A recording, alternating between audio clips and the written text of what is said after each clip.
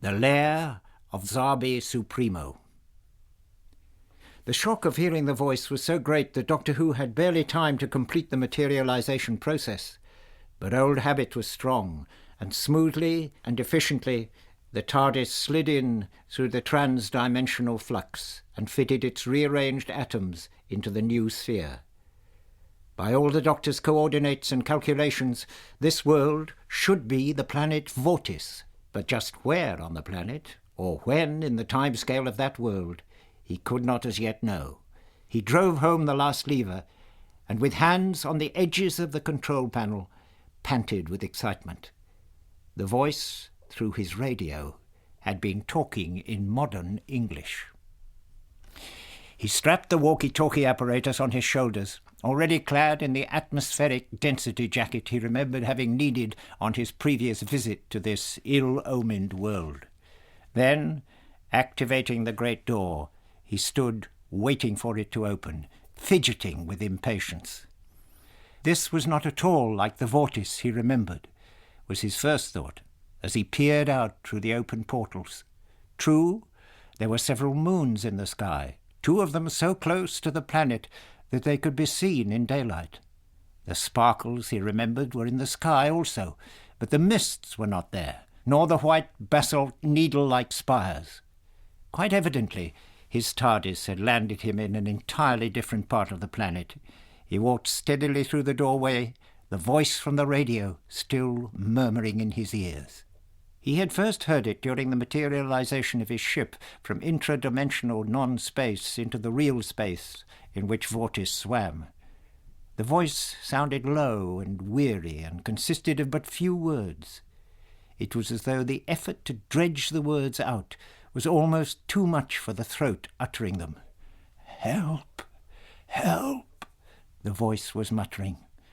"Beware, Zarbi Supremo! Warn Earth! Warn Earth!" That was all. It was so tantalizingly obscure that Doctor Who was almost dancing with impatience as he set foot outside his ship.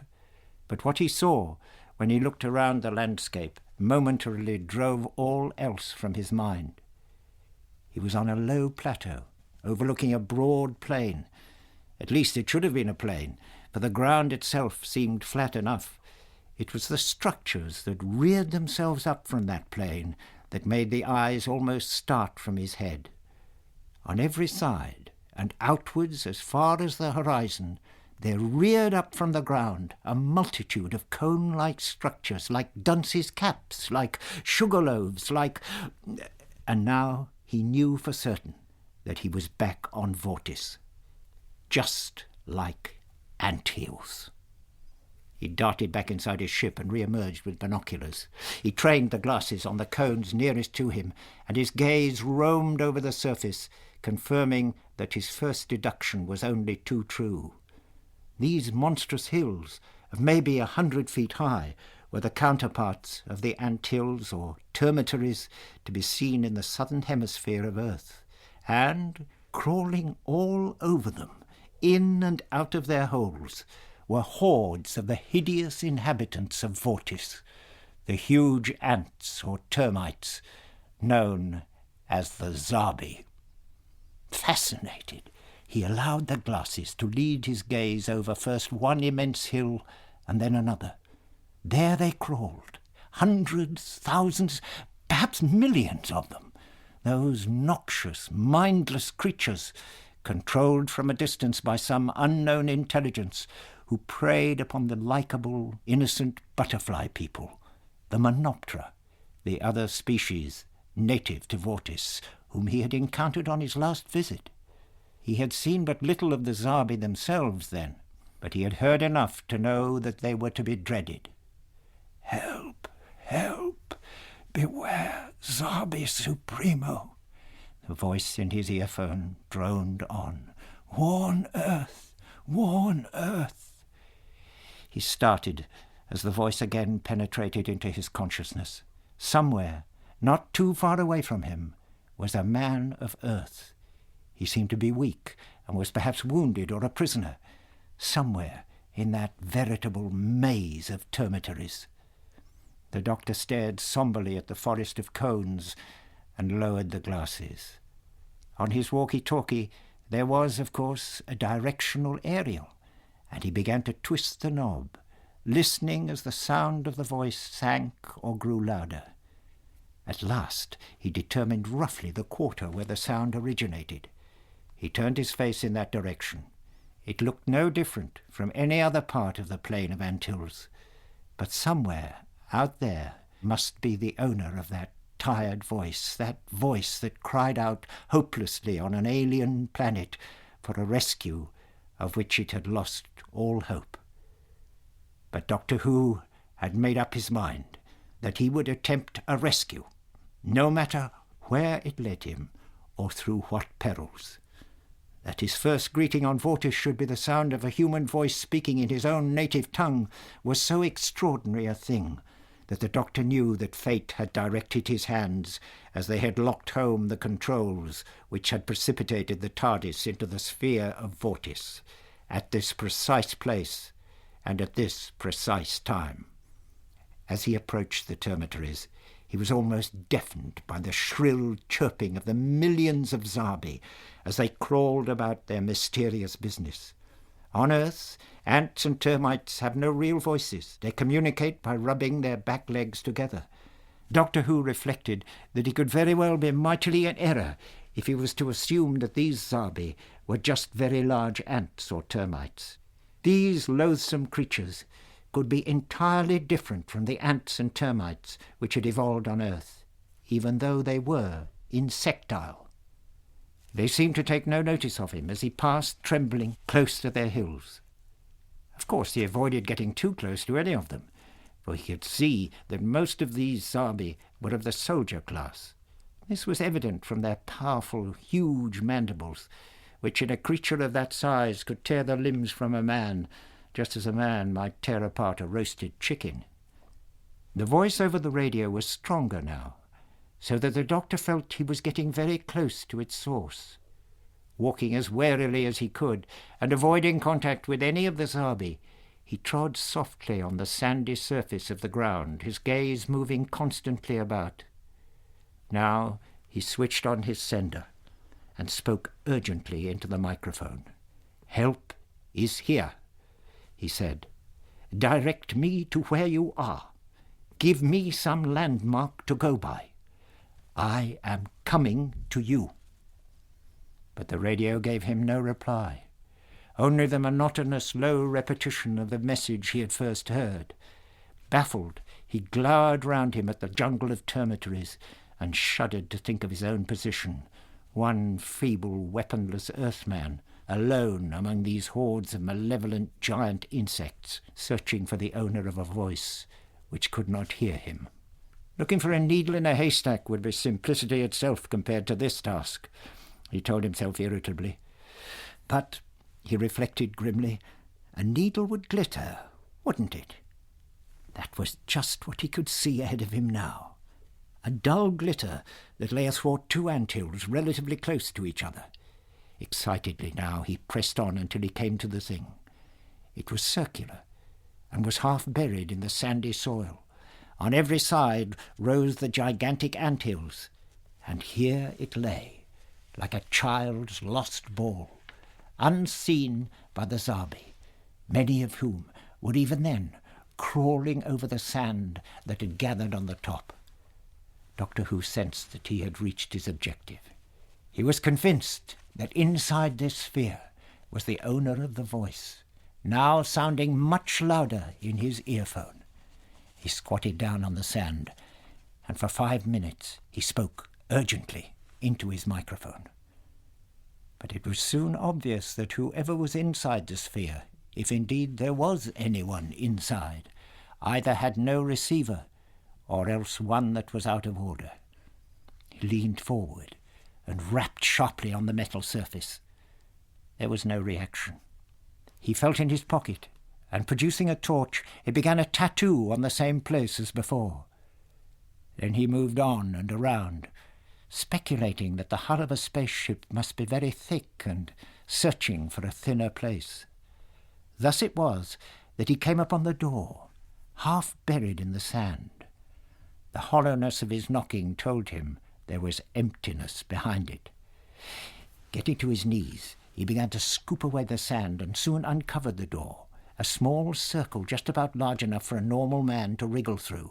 In his excitement, he leaned against it, and the next moment he had fallen through the doorway and into an open space. The door closed behind him, evidently on powerful springs.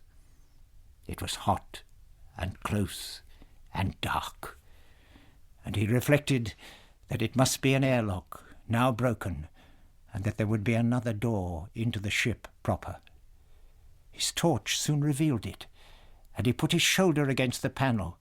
It needed all his strength to force it open against extremely powerful springs. But finally, with a mighty heave, he was inside the ship, breathing hard. Through the breathing apparatus necessary for the thin air of vortice, he got to his feet and smoothed down his clothes. "My goodness," he murmured to himself. "Now, here is a fine thing. Not a soul to greet me. Upon my word." Then he stopped, for the voice he had been hearing in his radio was now coming directly to his ear, and it was coming from a cabinet on the opposite wall of the room.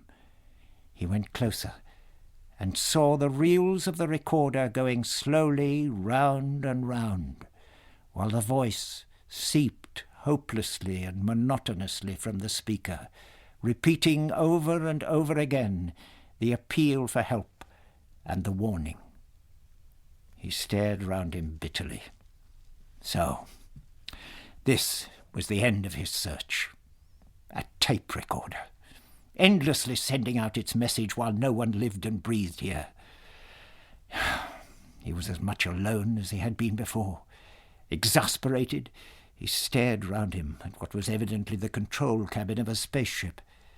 Compared to his TARDIS, it was, of course, a very primitive spaceship, but he could recognize many of the principles which in his own ship were so refined that only an expert could have seen the resemblance. A ship like this would require quite a crew. Where were they? Was this ship like the Marie Celeste, which was found drifting, crewless, on the sea of Earth? Just so, this spacecraft lay, marooned and crewless, on this cruel planet of Vortis, so far from where men lived and laughed under the bright sun. Then it was as though the heavens opened. He heard a voice. Something in him told him this was a human voice, and no electronic reproduction. It was calling for help, and the sound came from a round port. He struggled and fought with the unfamiliar mechanism, and at last the door opened. He put his head through, and his heart lightened. There were 2 people in there, a man and a boy. Both lay on mattresses, and the man looked as though he was dead. His eyes were closed, and his head had fallen sideways. But the boy was very much alive. He was sitting up on the mattress and crying out to the rescuer. Earth was the boy's original birthplace, the doctor decided, and the 20th century was his period. That was obvious. His name was Gordon Hamilton, and he was the son of the man who lay motionless on the mattress. "All the others have gone," the boy told him. "Father was ill, so they left us with food and water and went out to explore. You see, we didn't know where we were. We crash-landed and Father was injured. And the others left us here and went off to get help.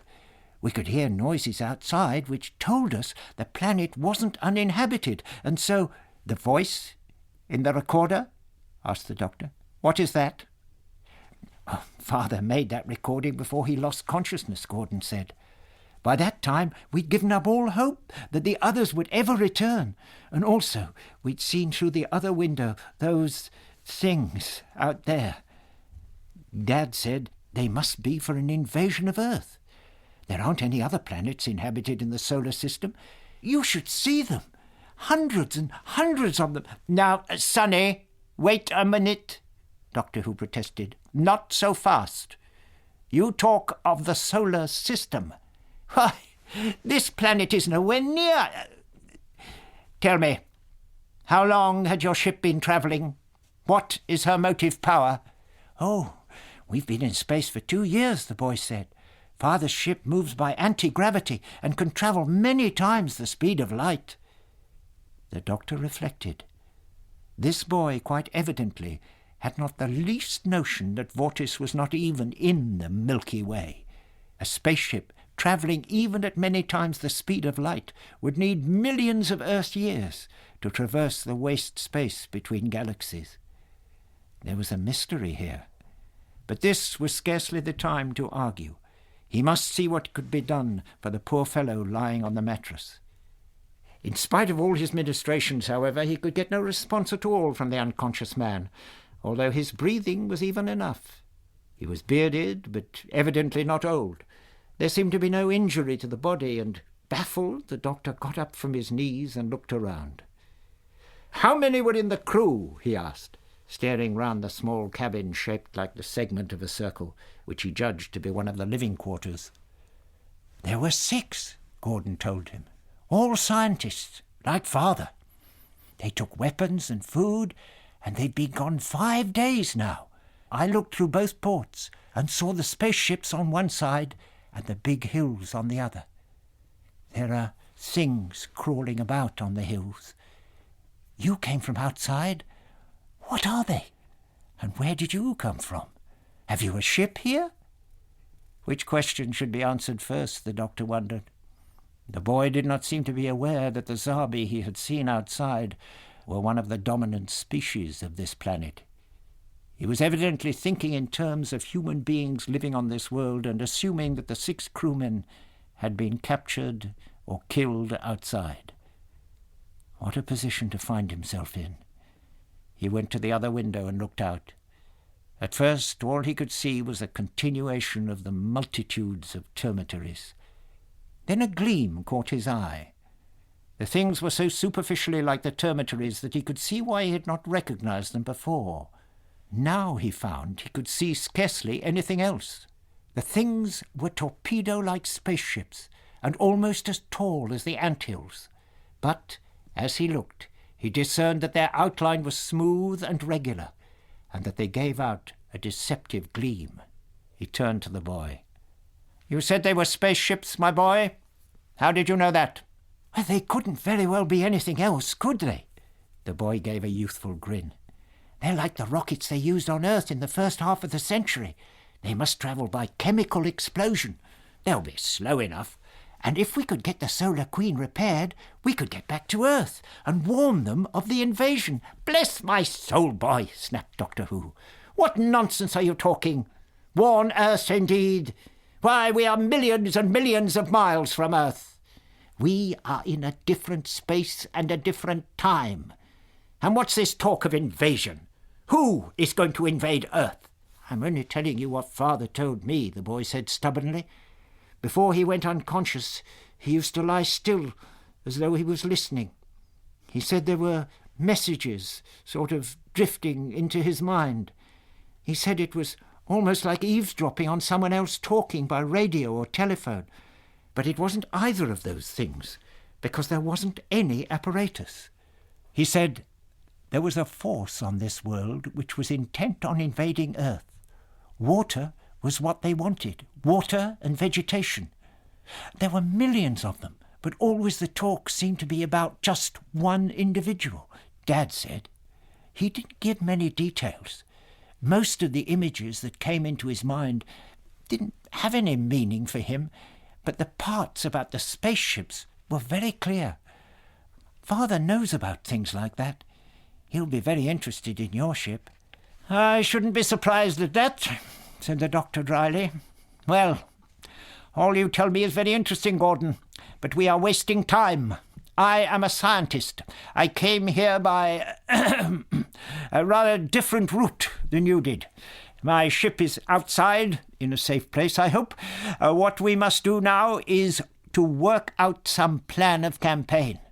"Well, we've time enough," said the boy in a matter-of-fact tone. "Dad says Earth is at present on the other side of the system, and it'll be months before this world is in a position, you see, for the spaceships to travel there." Doctor Who looked at him curiously. Did your father tell you any more about his ideas as to where this planet is?" he asked. "Oh, yes," said the boy brightly. "It's a rogue planet," he said. "Not one of the sun's real family. Those moons we can see," he said, "are the outer moons of Jupiter, some of them. All the other planets are in the plane of the ecliptic, but this one isn't. He said it's been driven into the solar system under power. He said that if we could get out into the open at night, we'd see the solar system from an angle no other people have ever seen it from." Doctor Who reflected within himself without answering. It sounded all very wild and unlikely, and he told himself irritably, downright impossible. But then many of his own voyages would sound impossible to other ordinary people. This boy sounded tough and strong. He had not seemed frightened when the doctor had come upon him, marooned on an alien world, his father motionless and speechless, and all his friends vanished. The doctor realized that Gordon would be his only helper in what he had decided must be done. "We've got to follow your friends," he said tersely. "No use cowering in here. I've got a feeling they won't come back without our help." The boy caught in his breath. "You mean they've been captured?" he muttered. "But they had all the weapons. They were scientists. The doctor looked at him. The boy looked frightened enough now that the situation was put coldly to him. But this was no time for squeamishness. "We've got to go and find them," he said as he got up. "Your father is as comfortable as we can make him. We'll take food and weapons, and we'll secure your ship. And we've got to hurry. 5 days, you said. We haven't a moment to lose." After 5 days of confinement, the boy seemed glad enough to go outside the marooned ship once the doctor had convinced him that his father would be in no greater danger alone and unconscious than with his son there, powerless to help him. They emerged from the broken airlock, and the boy stood still, thunderstruck, staring round him. "I saw it from the windows," he stammered, "but I couldn't really believe. Why, they're insects. They're ants. They must be all as big as men. How can that be? Where are the people of this world?" "These are the people of this world, which is called Vortis, Gordon," said Doctor Who firmly. "They are named the Zarbi, and they are one of the 2 dominant races on this planet. I've met the others, a gentle, peaceful race, almost like Earth's butterflies with great wings. They talk, and they, too, are as big as men. But here I see none of the Menoptera. This is all Zarbi territory." They stood, looking in wonder round them. The crawling, busy Zarbi seemed to be taking no more notice of them than they had of the doctor when he had passed them alone before finding the Solar Queen. Busily and furiously they crawled hither and thither about their mysterious business, each one seeming to be furiously intent on some unknown and urgent task. It was this furious haste that directed the doctor's attention to several of the creatures lying motionless on the sand between 2 of the hills. Maybe 6 in number, they lay as still as stones. He cautiously led the way, and they both stood looking down on them. "Are they dead?" asked Gordon with a little shudder. Doctor Who gave the nearest Zarbi form a touch with the toe of his boot. It gave out a metallic ring, and he started. "They're not dead, my boy," he said. "They've never even been alive. These are dummies, Gordon. Dummies. Or should I say robots. I wonder what is inside them." Gordon looked round fearfully. It was evidently very strange to him that these hordes of loathsome huge insects appeared quite unaware of the existence among them of the humans. But Doctor Who was not taking any notice at all of the creatures. He was too intent on this find. "Upon my soul," he muttered, "it's only too true. These really are robots. Look, they're made of metal, and they can be opened up. And, do you know, a most ingenious idea occurs to me. Quick, lend a hand here. If we can use 2 of these things, we can follow the trail of your friends and see where it leads to, and what has happened to them. Help me with this plate. It lifts off, and inside... Ho, ho, ho, ho! Oh, my goodness gracious! What have we here? Inside the robot Zarbi, there was indeed an inhabitant, and Doctor Who's memory went back to his previous visit to Vortis. It had then been in another galaxy, but now it had crossed intergalactic space and was in the Milky Way. How many ages had passed since then? And yet these Earth people were of the modern era. Time was indeed filled with paradoxes. It was a dead Monoptera that lay inside the robot Zarbi, and with a certain amount of reverence, Doctor Who removed the body from its case. "Quick, quick," he directed the boy. "That other one there. Open it up, remove the body, and get inside. We'll then lie still and talk and try to investigate the controls of these things. Without them, we wouldn't get very far among those millions of brutes out there." "But they aren't taking any notice of us," Gordon objected. "I don't like the idea of being cooped up in that dark thing. Can't we just leave them and go on and trust to luck? The Zarbi aren't interfering with us at all." "That can't last," said the doctor testily. "Do as I say, boy. It's our best chance." He was mollified to see that Gordon at last gave way. As they lay inside the great metal replicas of the Zarbi, with the thorax plates half open, Doctor Who looked at anything that might be thought of as a control of these awkward creatures. In the dim light he could see levers which might move the legs and the feelers, the thorax and the abdomen. The eyes, though seeming compound from outside, were clear enough vision plates from inside. As he tried a few tentative experiments, he heard a frightened squeal from Gordon. The great Zarbi robot, with the doctor inside, stood up on 6 legs and waved its feelers about. Inside, the doctor chuckled. "It looks so real," said the boy, "that I was scared. How did you do it?" "Oh, I can feel now. These levers and handles. Oh, it isn't too hard, is it? I say, this is a bit of fun, isn't it? We can go anywhere in these things." Yes, anywhere," said the doctor. "The trouble will be to determine which way we shall go. There'll be no trails in this soft sand, and these forests of anthills are so confusing." "I say," came Gordon's excited voice, "I've just thought of something. All the men had walkie-talkies, like that one of yours. If you send out a signal, at least some of them might hear it and reply." "Now, why didn't I think of that?" mused the doctor to himself as he switched on his radio. With the metal antenna protruding through the half-open thorax plate of his robot, he sent out a powerful waveband, designed to radiate to the outermost limit of the range of his set. The result of his action was astonishing in the extreme, and was a total surprise to both of them. A sudden, dead silence descended on the whole scene around them. Through the eye plates, the doctor saw that every one of the Zarbi in his view had stopped in its tracks, as still as a stone. The sounds of their myriad cricket chirpings died away into utter silence, and on the surface of every termitory the hordes of Zarbi lay motionless as though dead.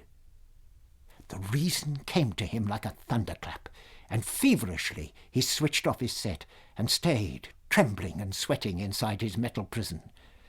"Can you hear me, Gordon?" he whispered. After a while, and there came a muffled, murmured reply. "I won't be able to use the radio, after all.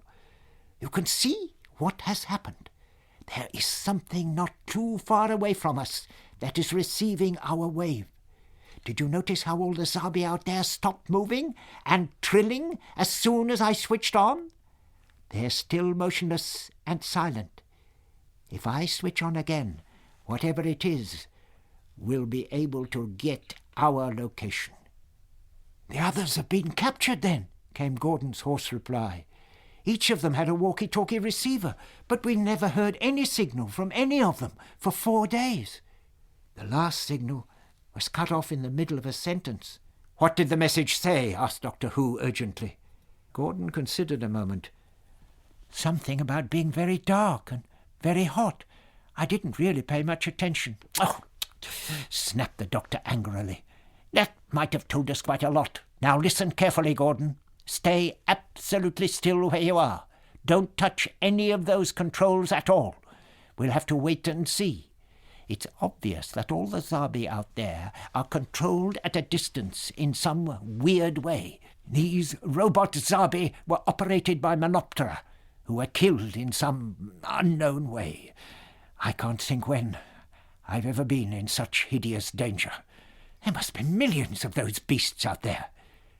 "They're moving again. Look," came an excited murmur from Gordon. It was true. The Zarbi hordes had come to life and were moving. But now there was none of the haphazard zigzagging about they had seen before. Now their movement was like a surge of the sea, all in one direction. The sounds of their shrill, trilling note rose in crescendo all around them, and the thunder of those millions of feet and feelers made the ground tremble. The doctor operated his controls quickly and turned. A vast wave of the creatures was approaching them from the rear. On every side they were surrounded by approaching Zarbi. "Close the plate and hang on, boy. We're going to be swept along wherever these monsters are going. It's like a landslide, an avalanche." His words were swept away as the robot moved along with the multitude of Zarbi. Like corks on a turbulent sea, they were carried along over sandy ground, through and around the anthills, past the great forest of torpedo ships. Then Doctor Who saw what was obviously their destination.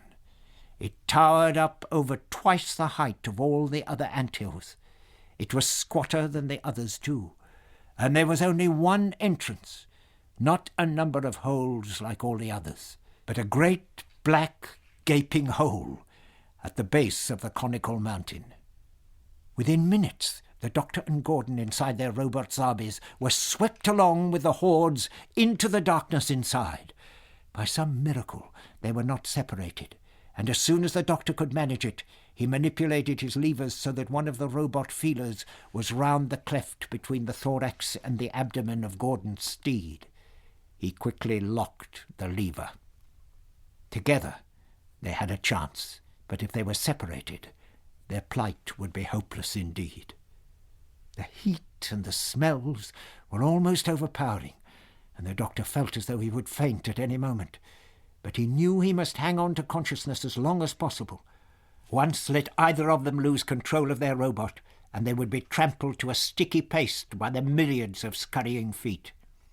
The Zarbi were being impelled in their headlong rush by some remote but imperative call, he decided, for this was so obviously different from the previous random crawlings of the things.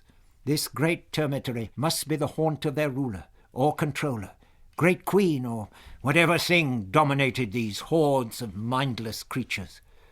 Willy-nilly, they were being swept along towards that thing. In reality, this was just what he had wanted, the doctor thought wryly, and he shuddered. What sort of a mess had he landed himself in now? But the plight of this ill-fated expedition from Earth could not have been ignored. That he knew very well. How did the Menoptera fit into all this? Was it an attempt by them to invade Zarbi territory, by penetrating into it disguised as the native Zarbi? Or were the few they had seen merely spies? In that case, why had they been killed, and how? There had been no time to examine the body he had hauled from the robot. The air grew closer and hotter, and now through his vision plates in the huge eyes of the thing the doctor could see dim lights. What they were he could not discern, whether they were natural lights such as fireflies or phosphorescence, or whether they were mechanical. By now he was a little light-headed, and he was ready to credit the mysterious something toward which they were obviously being carried with miraculous powers and unheard-of technology. But the Zarbi were, after all, he told himself, merely huge insects, weren't they? But were they merely insects? What about that forest of torpedo spacecraft outside? What about the radio? And what, to crown it all, about the mysterious control under which all these myriads of Zarbi were moving? It was a nightmare journey. Afterwards, Doctor Who scarcely knew whether he had dreamed it all, whether he had really seen and heard all he remembered, or whether he had imagined it. At the time, it all seemed real enough, but dreams sometimes have a quality of reality. There were caverns in which there was machinery. Of that he was certain at the time. He saw and heard great engines and vast furnaces with hordes of the Zarbi working round them. These would be the worker Zarbi, while the host, in the midst of which they were being swept, would be the soldiers.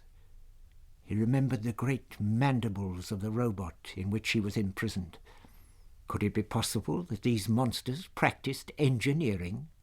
The idea was so fantastic that at first he discounted it. But then, who or what had built those spaceships? And he was quite sure that the forms he saw working round the fires and at the machines were Zarbi. They passed great galleries in which hung suspended like sides of meat in a cold store thousands and thousands of grey shrouded forms. Of course, these would be the larvae of these creatures, the nurseries where the young ones were raised to make way for the dead Zarbi. Like grey, unmoving spectres, the rows and rows of larvae hung, and the doctor shuddered violently.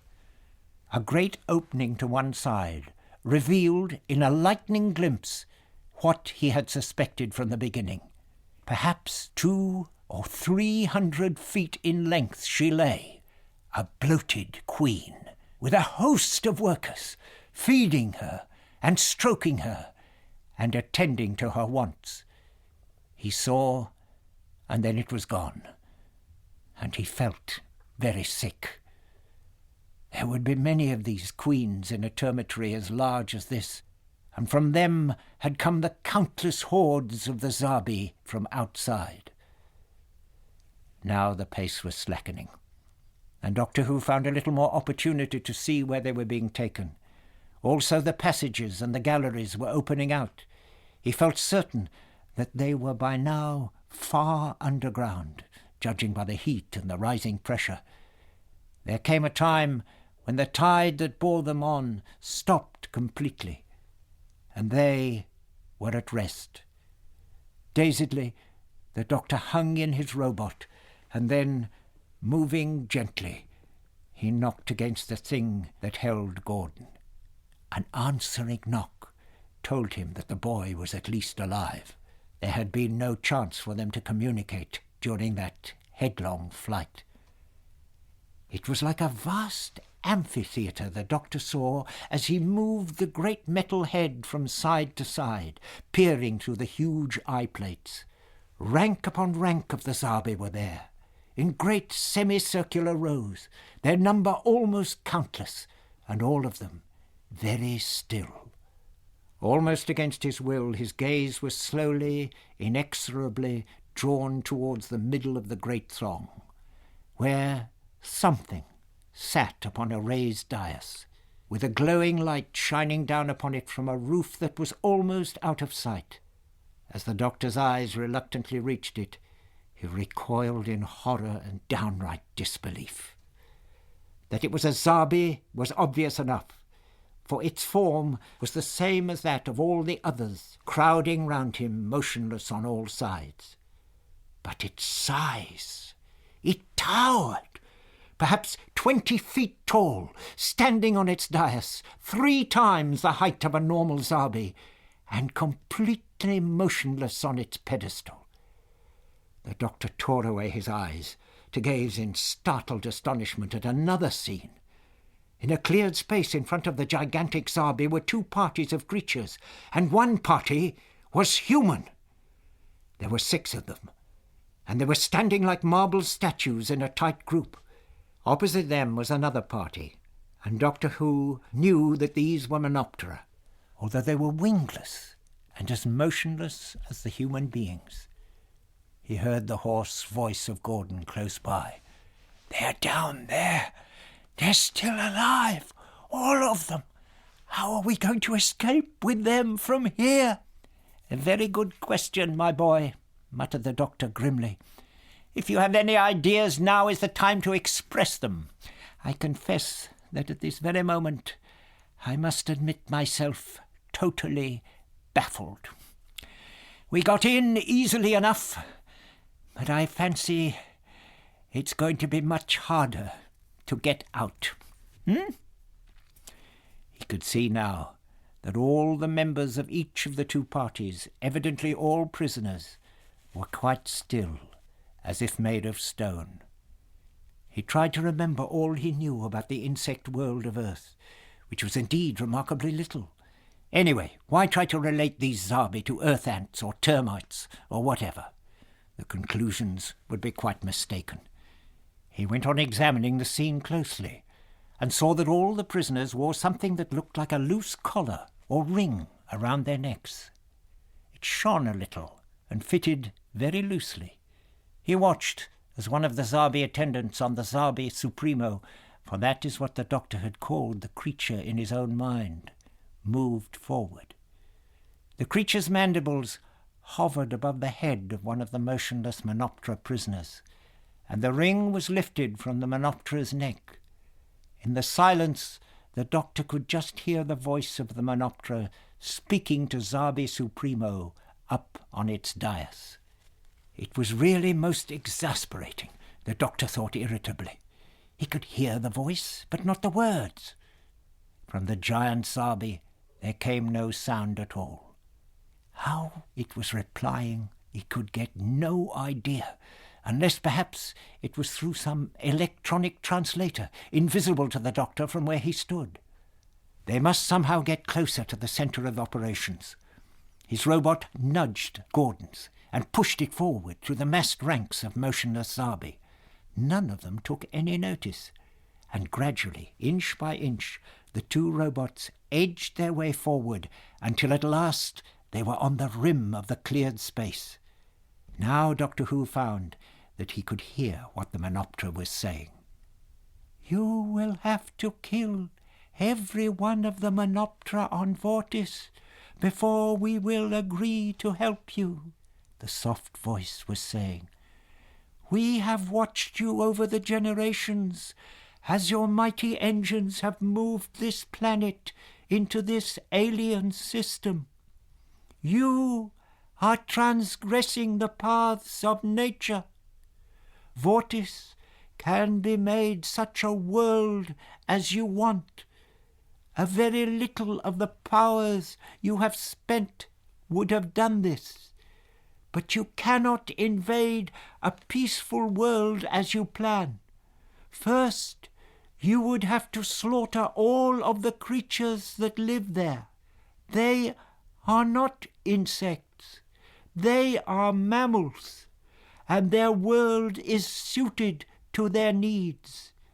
Vortis can be made suitable to beings of our own species. You say that you need us of the Menoptera as your ambassadors to the humans, because we speak as they do. You would have us speak to them as though we came in peace, because you know they would kill you as soon as they saw what you were. Then, when their suspicions were lulled by us, you would turn on them all and exterminate them. We will not help you to do this." There was a silence, and the great Zarbi on the dais moved. A limb angled out and the doctor saw it manipulate a dial on an instrument board beside it. Almost dancing with rage, the doctor knew that it was replying to the speaker, but not one sound could he hear. It was obvious, however, that the Menoptera was hearing something. That instrument must be some means by which the Zarbi brainwaves were translated into speech in the brain of the Menoptera. "You must kill us all, then," came the reply from the Menoptera. "It will be war between us, as has never happened before. On our hemisphere, we are building weapons which will give you pause. We who speak to you now are doomed. That we well know. These humans also will die, for we recognize that in you has arisen a new spirit among the Zarbi, the spirit of cruelty and destruction. We cannot halt you now. We are too few. But later you will not find your task easy. I promise you that." A limb shot out from the great Zarbi body and hovered above the head of the Menoptera. Like a moth caught in a flame, the creature shriveled and was gone. Doctor Who writhed in his excitement, and his robot knocked against that of Gordon. "The mandibles, boy!" he cried, discretion now gone. "Operate the mandibles, and lift those collars from round the necks of your men. I'll do the same. These creatures round us are all hypnotized. If we are quick enough, we may bring it off." His robot angled forward awkwardly, and the mandibles, operated by inside levers, went up over the heads of the human prisoners. First one, then two, then three. Gordon, by that time, having found the right controls, freed the last three. Doctor Who could feel the crackling and surging of electrical waves as he worked, and it seemed obvious that the great Zarbi was fighting them with its only weapons. Weapons which, thank heaven, were proving ineffectual against human organisms. Then the doctor was out of his robot and dragging Gordon out. "Your guns!" he yelled to the released prisoners, still dazed. "That thing up there! Fire! Empty your magazines! The head, the thorax, the abdomen, anywhere! We don't know where the brain and the nerve centres of that thing are!" Around them, the vast hordes of the Zarbi were awakening as the hypnotic control of the giant creature took hold of them. Their trilling sound grew and grew into a crescendo and drowned the noise of the shots as the 6 crewmen and the doctor emptied their revolvers into the giant form above them. Many of the shots ricocheted from the hard carapace, but many found their way through chinks in that chitinous armour. The doctor saw the creature stagger, its limbs and feelers thrashing about as though in agony. The great expressionless compound eyes brooded downwards over these Lilliputian creatures who were intent on thwarting its dreams of world conquest. It was like a great building falling when at last death came to it. Even above the shrill chirpings of the Zarbi, the crash of that downfall could be heard. It lay still, a fallen hulk of insectile ambition, while all around it surged the myriads of its fellow creatures which it had dominated. Now the Zarbi were leaving them alone, and milling about in the haphazard fashion that seemed to be their natural life. The little group stayed in a tight circle, watching with apprehension, but they were not attacked. Doctor Who heaved a sigh of relief, and going over to the group of Menoptera prisoners who were still standing motionless, he released them by lifting from their necks the rings which in some odd way must have hypnotized them. Voices began to speak to him, not human voices, but the soft, furry voices of the folk he remembered from his previous meetings on Vortis with the peaceful Menoptera. But he took no notice. He wanted to be with his own kind again. "Your father, Gordon, how is he?" asked one of the men. "And you, sir, how in heaven's name did you come in the nick of time? We'd given ourselves up for lost. You're from Earth? Where is your ship? When did you land?" Doctor Who chuckled. "One thing at a time, my friend. First, we've got to get out of here, you know. Even with these Zarbi uncontrolled, it's going to be hard." "Zarbi? Zarbi?" said another crewman. "Are these creatures, these bugs, the Zarbi then? Are they intelligent?" "They are no more intelligent than their needs demand," came a soft voice, and one of the Menoptera stood at their shoulders. "For many years we and the Zarbi shared this world and lived in peace. They were our servants, our workmen and our cattle. We and the Zarbi gave to each other what the other lacked. But over the generations, evolution has evolved a mighty intelligence in that creature who dominated them and dreamed of world conquest, even of universe conquest. We had no weapons, but we are building some, and we came as an expedition to see what they were planning and if we could stop them. Look, there are our people emerging from their robots." All around them, from recumbent Zarbi, were emerging many of the Menoptera. These were full-grown, magnificent specimens who spread and shook their wings after their confinement. There were many hundreds of them, and at once they began to shepherd the now docile Zarbi and leave a path for the exit of the released prisoners. Wonderingly, the humans followed the first Menoptera party, the wingless ones, no doubt elders among them. Their path led upwards, through the galleries and passages, out to the world of day. Gordon's father still lay unconscious, but he was breathing better.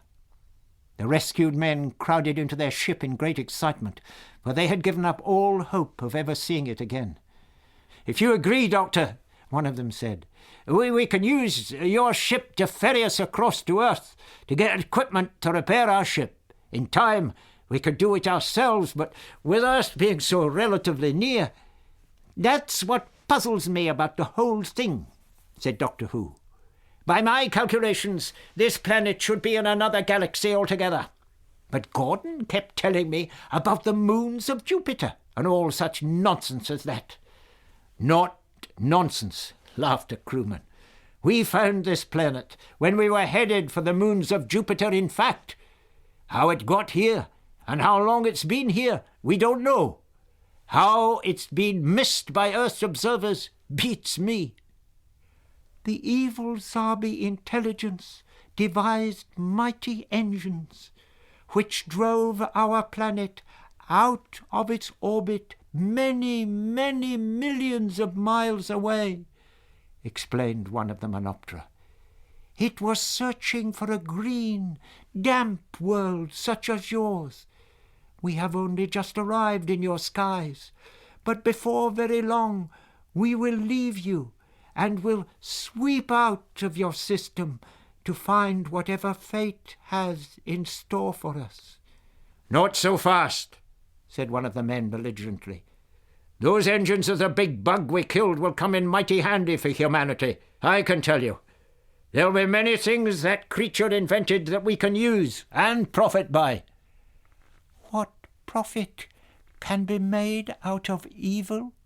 came the soft voice.